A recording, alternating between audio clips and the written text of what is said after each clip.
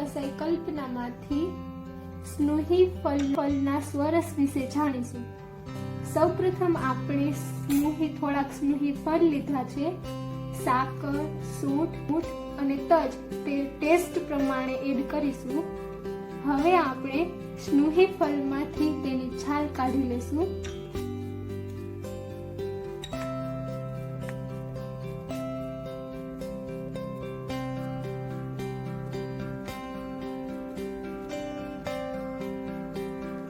આપણે સ્નુહી ફળની છાલ કાઢી લીધી છે।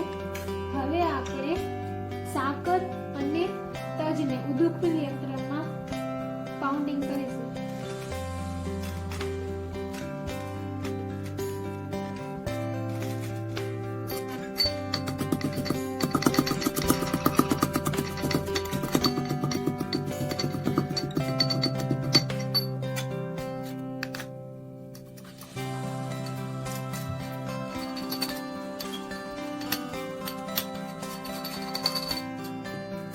પાઉન્ડિંગ સારી રીતે થઈ ગયું છે। હવે આપણે સ્નુહી ફળને ક્રશ કરીશું।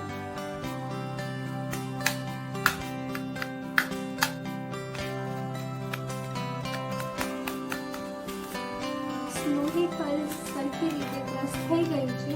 તો કાપડથી સ્વરસ કાઢી શકાય।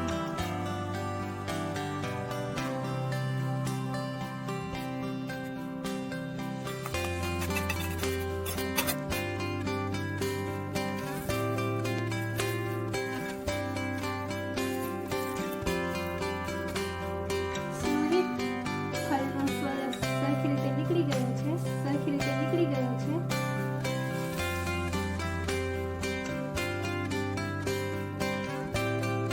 સ્નુહી ફળનો સ્વરસ નીકળી ગયો છે। હવે આપણે તેમાં ટેસ્ટ મુજબ સાકર અને સૂંઠ એડ કરીશું।